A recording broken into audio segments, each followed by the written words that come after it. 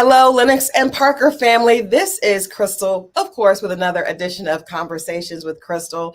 And I'm excited about today's conversation because we get a chance to meet some of the newest members of a reality show that we know and love here at Lennox and Parker.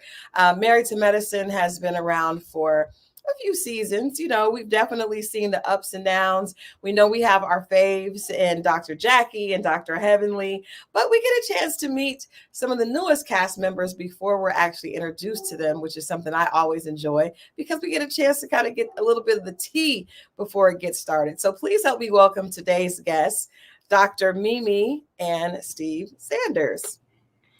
Hello. Hello, how are you? I am well, and welcome to Culture Conversations with Christal. It's great to have you both. Likewise. Thank you for having us. Absolutely. Well, like I said, I'm excited to talk to you guys because we've been reading the blogs and we've seen that there's new blood at Married to Medicine's doorstep, which is exciting because I know last season they introduced Phaedra Parks, which was a huge surprise. But I love the fact when I read a little bit about your bio, specifically, Dr. Mimi, the fact that you are a doctor of psychiatry, I was like, oh, this is great. This is going to be good because I think if there's anything that reality TV needs, it's a doctor of psychiatry on set. So what was it that possessed you? Because for you to be from a discipline that I think, like I said, is very needed, specifically in reality TV, what made you decide, you and your husband here decide to join the cast? Yes, so I agree. Psychiatrists are well needed in all industries and avenues. But we decided to do it because we have a passion just overall for mental health. Mm-hmm. And so one of our passions, of course, is just destigmatizing that mental health or getting treatment. Mm-hmm. And so that is kind of why we decided to do it and move forward. I am an advocate for women's mental health. And so knowing that this is an avenue to kind of get that message across, to get that message across about the different subspecialties of psychiatry, such as women, mental health, or reproductive psychiatry. Mm-hmm. And it just kind of just fell in place. And what's... Now, wait a minute, you threw a big word out there, reproductive psychiatry. Can you explain to us, what does that mean? So reproductive psychiatry, so we follow the woman throughout her reproductive cycle. So if you are planning to get pregnant, what does that look like from a mental health standpoint? Uh-huh. If you have had, unfortunately, miscarriages or any type of aborted type of procedures, what does that look like in terms of affecting your mental health? Oh, wow. Following the woman along perinatal, so you're actually pregnant, and how can we make sure that that mom is safe and mom is healthy to prevent any preterm labor, low birth weights? What can we do from a mental health standpoint? And then as we go along our reproductive system, our reproductive cycle or journey as women, what does it look like when we are actually going through menopause? Oh. And how does that work for our mental health and having hot flashes and dealing with different transitions within our body? So that is what reproductive psychiatry kind of focuses on, the woman throughout her reproductive cycle and making sure that she is healthy all around. Oh, wow. I just learned we've been talking to you for less than 5 minutes and I have already learned something. That is a good sign. Stephen, you come from a very different world. You come from the world of professional sports. So I would love to hear, first of all, how did you end up snagging a psychiatrist coming off the gridiron? Well, number one, it tells you how much help I needed mentally. I had to marry a psychiatrist. So most people go see a psychiatrist. I go marry one. But no, we met right after I got done playing and was in transition, trying to figure out what was next. Started dating and, really just kind of, hit it off, fell in love, and the rest is history. Here we are getting ready to celebrate our 10th year anniversary and 2 kids later. So a lot, took place during that time period. But for me, I got to this point and, wanting to marry this beautiful woman, because I just felt like when we connected, we just had a calling that was greater than anything that we could do individually. So together, I thought that calling and that purpose, truly meant something when I knew that she was the woman that I wanted to marry. Oh, wow. I love this. Relationships are a big thing that we talk about, right? And I love the fact that, number one, there are a lot of women that think the ideal man is a professional football player. And we don't often see a lot of professional football players end up with women that have their own, that are doing, this is a beautiful couple. It proves that professional career women, are still very much attractive to men that have it all as well. So I love this. This is going to be good. We're excited. I'm even more excited about seeing you guys on the show. Let me ask you this, Dr. Mimi, because I recently did a piece on, we had a huge tragedy on a reality show titled Love and Marriage Huntsville. And it made me start to kind of delve into the psychology of people that go from obscurity, right, to being on reality TV, and how that can be difficult sometimes to balance. So I want to ask you, because, obviously with you being an expert in this, you probably will be able to manage it a lot better. But do you have any advice? There are so many people that think that all they want to do is be on TV. All they want to do is be this huge influencer and have lots of followers. And then when people get into those situations, a lot of times it's a lot of pressure. It's a lot of anxiety. It feels overwhelming.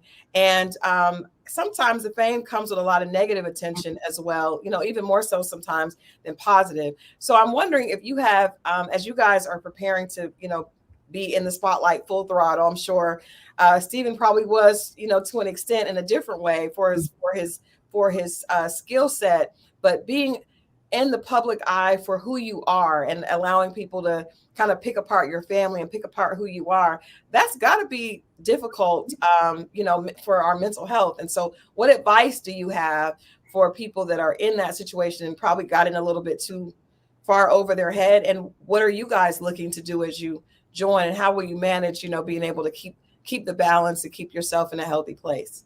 Absolutely. So I think it's a two-part question. So for those who are new going into this particular space of reality TV or just media in general, I think it's imperative that you just be proactive. And you will hear me often say, do the work. And so just be proactive in doing the work. And what that means is that really be introspective of who you are prior to the increase in social media following, prior to all this that's going to come along with being somewhat in the spotlight. And that can be, yes, going to therapy. And what does that look like? What do I need to address? I need to address what are my core values. And so me personally, I'm making sure that I'm just having a good foundation and putting my feet like flat first. So I'm going to make sure that I know my core. So my core, yes, is God. It's my family. Yes, it's my business. And most importantly, it's my overall health. Yes. And so how am I, even prior to all of this, have I been doing what I say my core for? Am I exercising? Am I sleeping? Am I eating? And what is my social connectivity? Who are my support system? Or who consists of my supports?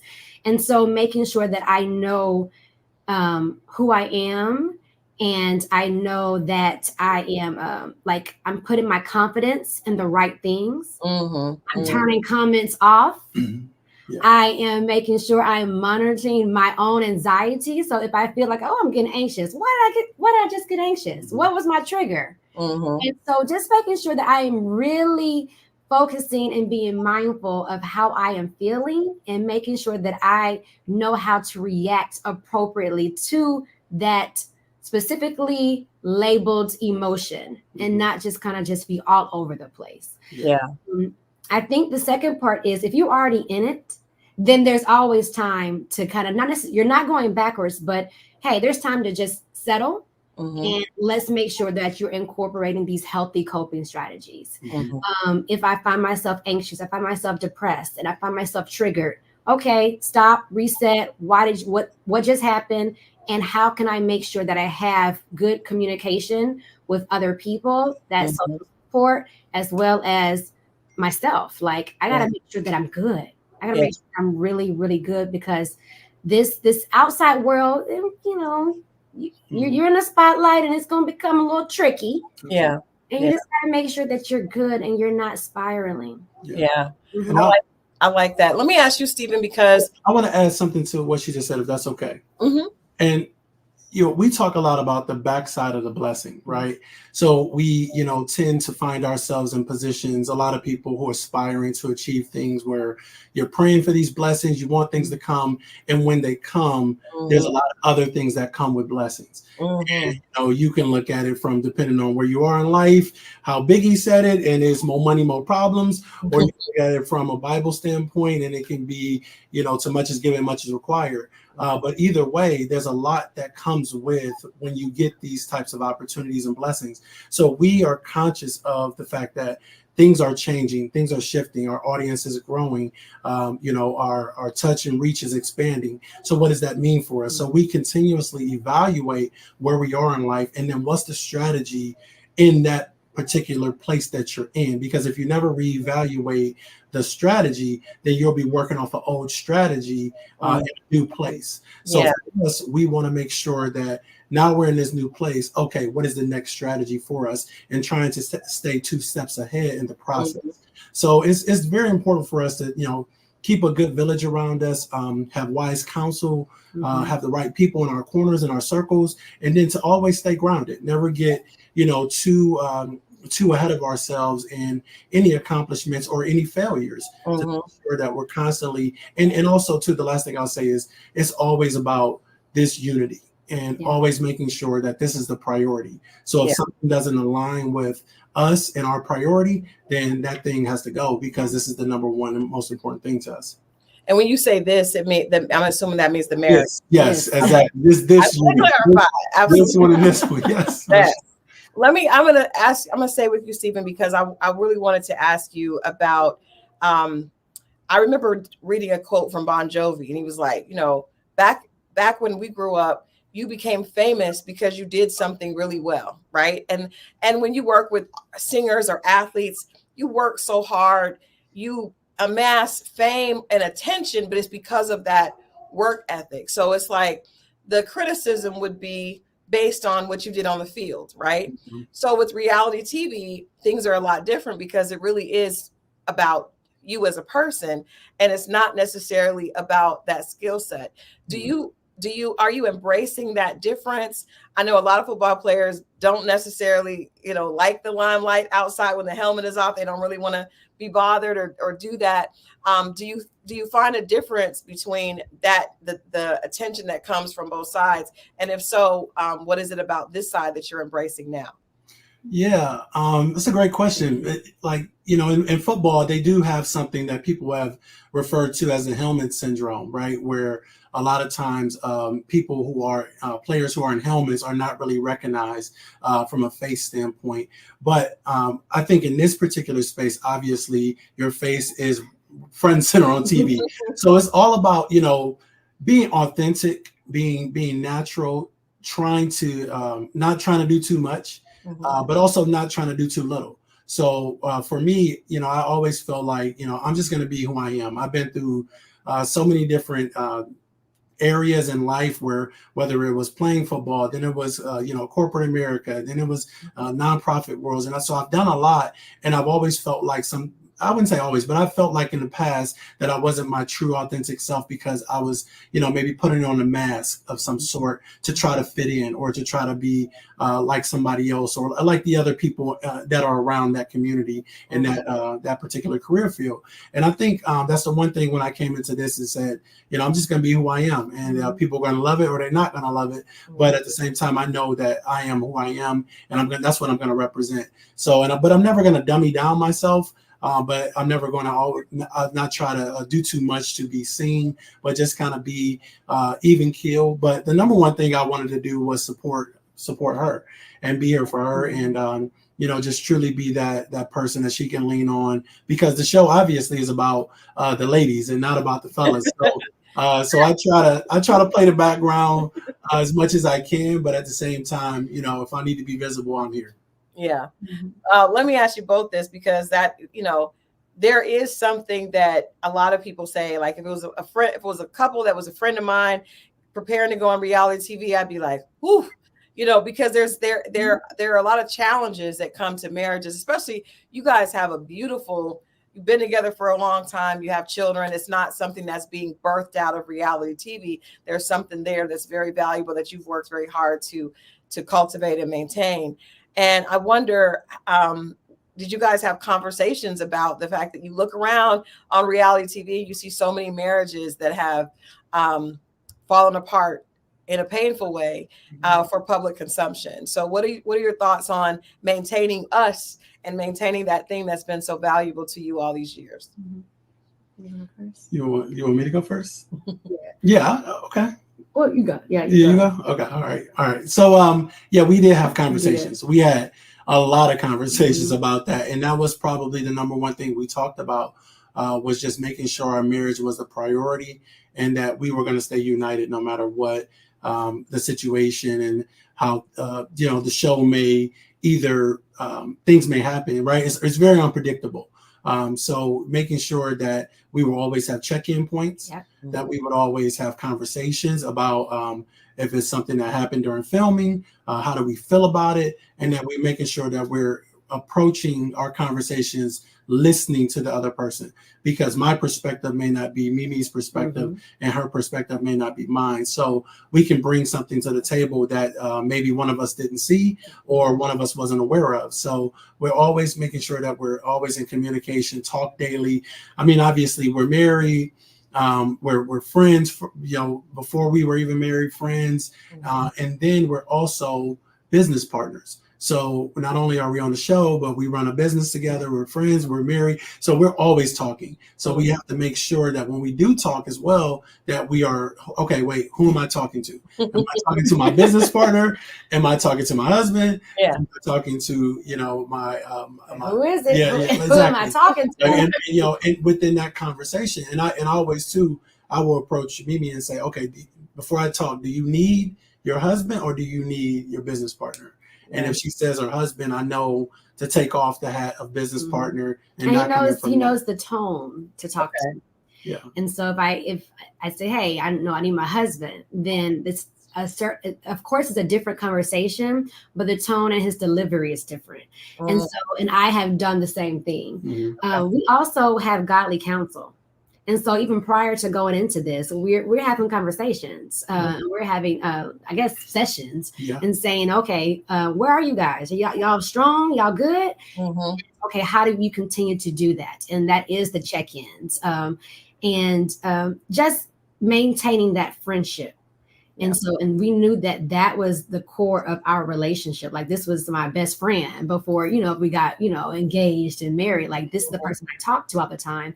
And so just making sure that we're doing check-ins. We have someone that is a good counsel and speaking into our marriage and working on helping us work on the relationship. Not me, not him, but the relationship.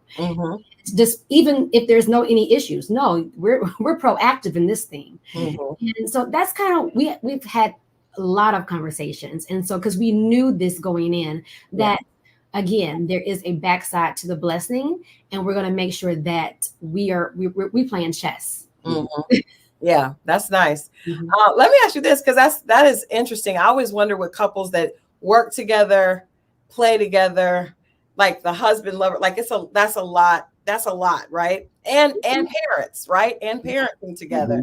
So how do you keep, after 10 years and with all these different hats that you guys wear for each other, how do you keep that special part, right? That special intimacy with the two of you guys, so that there's still a spark there? Because I know it's very easy. I mean, I've on my second marriage, been married for 4 years.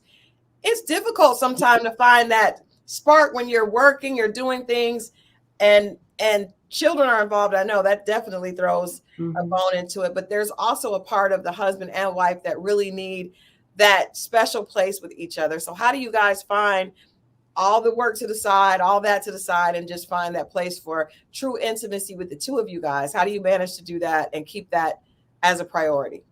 I would say intentionality.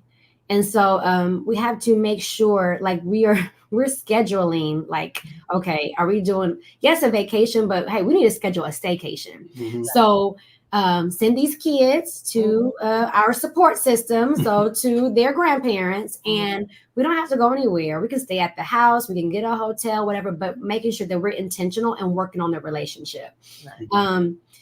And also, and being intentional about dating. Yeah. So I still try to date her. You know, I'm always trying to whether it's impress her in some kind of way by buying her something, surprising her, but just making her feel like she's still that girl, like she's still being pursued. And I think that's important sometimes. Just feeling that somebody is still very attracted to you, because if that's one of the number one things when you meet someone, that attraction has to be there. So when you get them, you don't lose the attraction, or you don't not show it. So I think that, making sure that I always make her feel like she is attractive and that she's valued, whether that's doing something, by, just showing her in some kind of way, or if it's by verbally speaking that into her. But I always try to remind her of how attractive she is to me, and that I'm still pursuing her. I love that. I love that. Now, how do you do that back for him?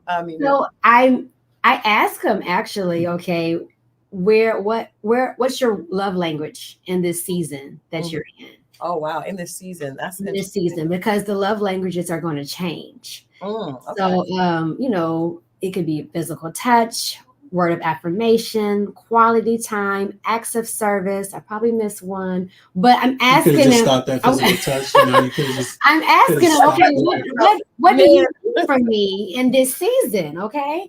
And so it does change, but I make sure I'm intentional of giving that to him. Yeah. And then also, like you said, making sure that, hey, I'm attracted to you, babe. Like you look good. And so making sure, like, I'm gonna hype him up. So I'm gonna be that cheerleader, just the only cheerleader. Okay. So that's making sure I'm dating my husband and making sure that he feels valuable. I love that. I love that. Well, this is all great. I had never heard that. I know love languages, but in this season, very good nugget. Another good nugget for all of our listeners. The Sanders so far, hey, they are giving us that, but you know what? It makes sense because she's a psychiatrist. And so they are taking us to another level as far as things for daily life. Now I'm going to take a little bit of a pivot since we have you here, Dr. Mimi, and we know that we all learn, the entire country is excited because there's the possibility of there being the first female president of the United States.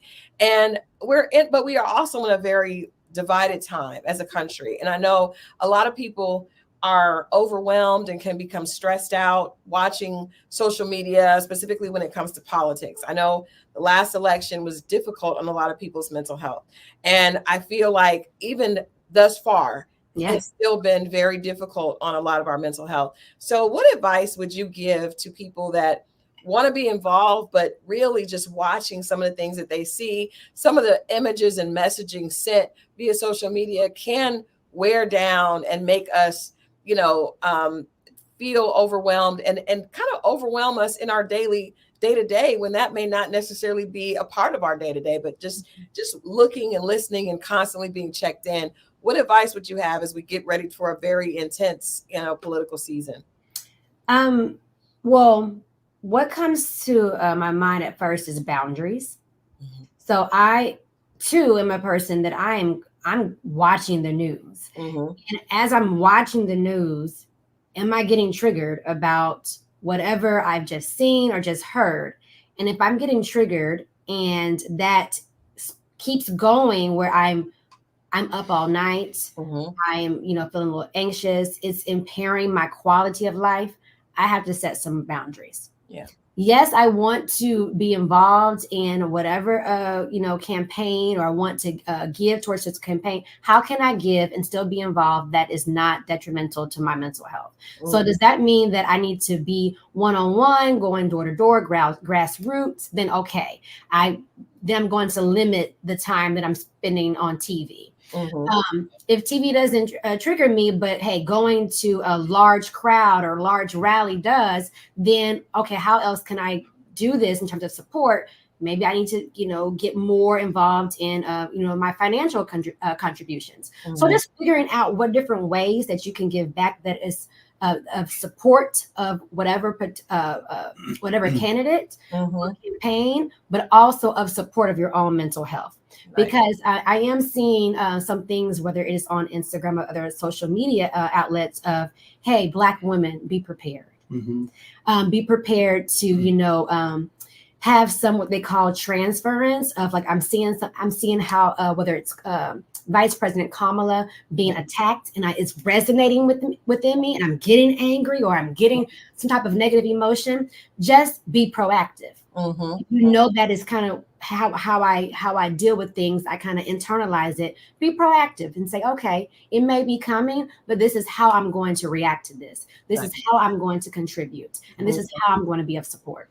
Yeah. And I would add to be slow to react and fast to research. Because sometimes, when it comes to political conversations, a lot of people react very quickly and haven't done the research. Absolutely. Before you react to whatever it is, whether it's on TV, whether it's in social media, magazines, whatever it is, be slow to react and then do your own research and understand what it is that's out there. And the second thing I would say is just don't engage in the baiting, whether it's race baiting, sexism, whatever it is. There's going to be a lot of things that are happening that are going to try to get people triggered, and it's with intention. And you have to understand that they know that it's not true, but they're going to do it anyway because they want a reaction, because negative publicity is publicity, right? So if they can say something crazy and get people in an uproar and get them to talk about it, then there is some more attention brought to whatever cause or whatever agenda they're trying to push. So don't give them that, don't be baited into these conversations. And then you look up in 4 hours, you've been on Instagram typing with your thumb and upset and frustrated, and now your whole day is off. Don't even give into that. Review, see what it is, but then also too, and it goes back to some of the things we talked about as far as being on the show, is you really have to do a digital detox. Limit yourself and how often you're on social media. Set time limits, set limits and boundaries. So you're making sure, because it can suck you in. Yeah. It can affect your mood. It can affect you emotionally. It can affect you mentally, physically. It can affect you and have you, very confused in what is true reality versus what is being portrayed. No, absolutely. That's great advice. That's great advice, period. But I love what you both said. I mean, this is definitely about the transference with Black women and just overall. I have to ask you all, had you been fans of Married to Medicine prior to your own introduction? Were you all fans? And if so, of whom? And what did you like about the show? I have seen the show, and of course, being a castmate, I was like, okay, I have to make sure I do my research too. And so, but just getting to know the ladies, much respect for all of them, but just knowing kind of how they are balancing everything, and especially the physicians of the cast, and just looking at how Dr. Jackie is balancing her business and her own particular advocacy, and her her marriage and her other businesses. It was really good to kind of just be around. And then also just establishing relationships with the other ladies, whether it's Phaedra or T, and just getting to know them and knowing, hey, we have a lot in common that we really didn't think that we did. So I truly like all of the ladies, and I'm still cultivating some relationships, but they were very receptive to kind of who I was, being this, the new person. The new person sometimes is not always, always. Sometimes there's a little hazing that has to happen. Right. So, I mean, I knew that what it came with, but again, just knowing who I was and knowing, where my confidence lies, like, certain y'all can't tell me too much about myself that I already don't know. Right.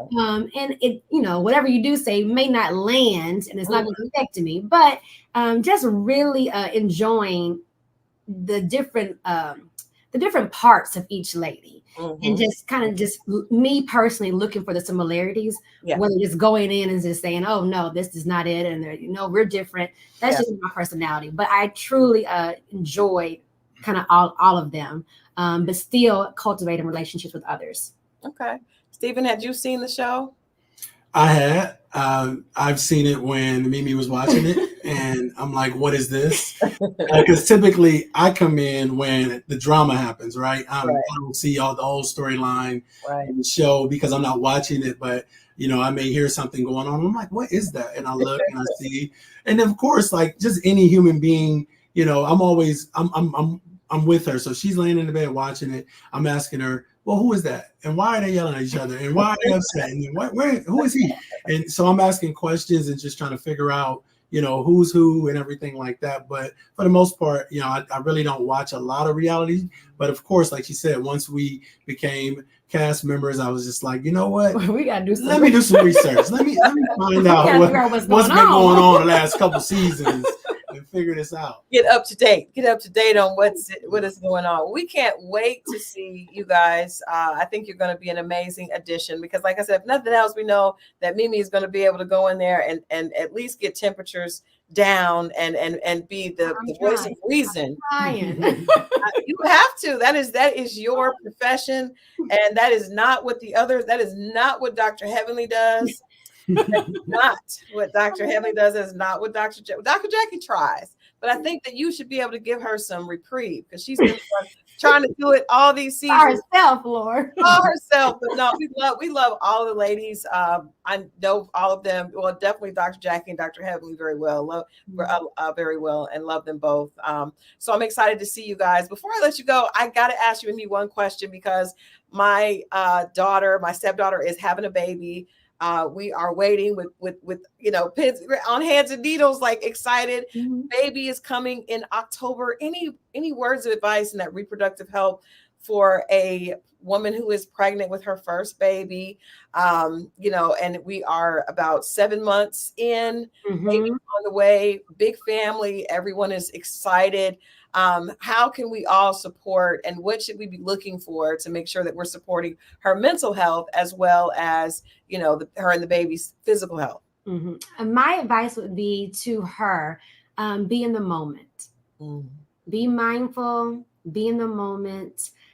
Yes, celebrate that beautiful baby, but also celebrate yourself of how you brought this beautiful, just life into this world, and to really utilize your support system. Yes, you love on that baby, but you also give that baby to their grandma, so you can kind of get your rest, your sleep, while you have that support around. And for family members or friends that are supporting her, just make sure that she's taking care of herself. I go back to those core four, making sure that she is not necessarily exercising, but eating right, getting some good sleep while she can, and really utilizing that support system. And just looking out for any drops, because you're going to have those drops in your hormones, and you're going to have the common baby blues.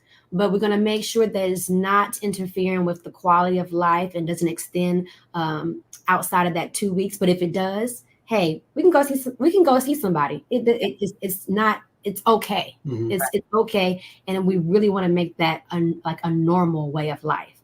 Go see someone, for sure. I love that. Stephen, do you have any advice for the new dad? Because I'm sure he is, he thinks he's prepared. He's an amazing guy, but he probably has no idea what's about to happen. I would say be as supportive as you can to your wife, your significant other. Make sure you're present, and make sure you're engaged. Because I think oftentimes, men can think that the baby in infant stages is just about the mom and the baby, whether it's breastfeeding. But no, you can do skin to skin with your child and build that bond and connection with them. I don't know exactly the medical terms of it, but the baby feeling your skin, there's some kind of connection and bond that's being built. So don't overlook the fact of your role.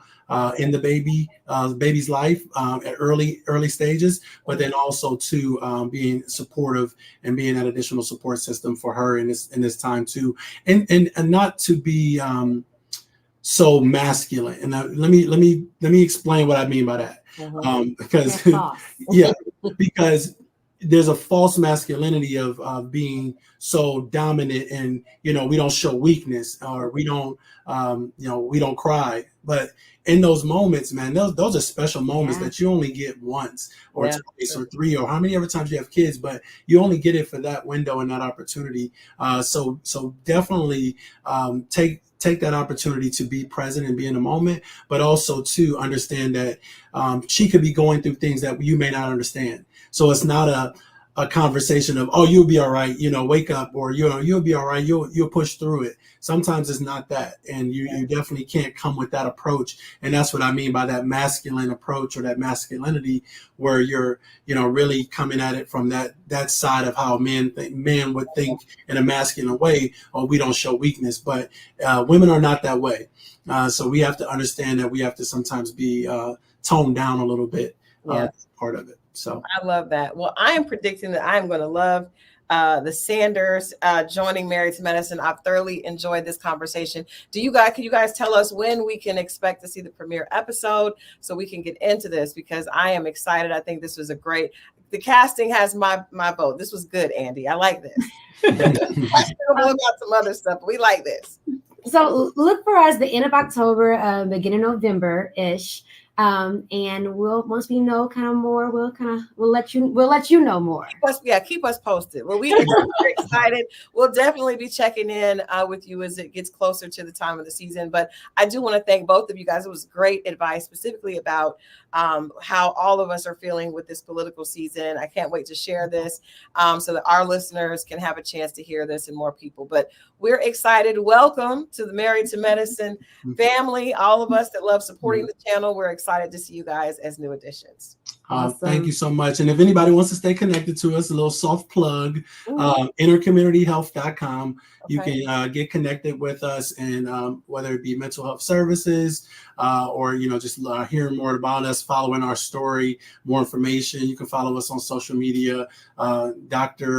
It's drmimi.care, and then it's Steve Sanders 365 on Instagram and Twitter. So if you want to follow us, definitely stay in communication with us. Absolutely. To see what's going on as we continue to build and scale. Absolutely. We'll definitely do that. We'll definitely make all those handles available for our viewers. And again, we thank you guys for hanging out with us here at Culture Conversations with Christal, and we'll be seeing you guys soon. Awesome. Thank you. Bye.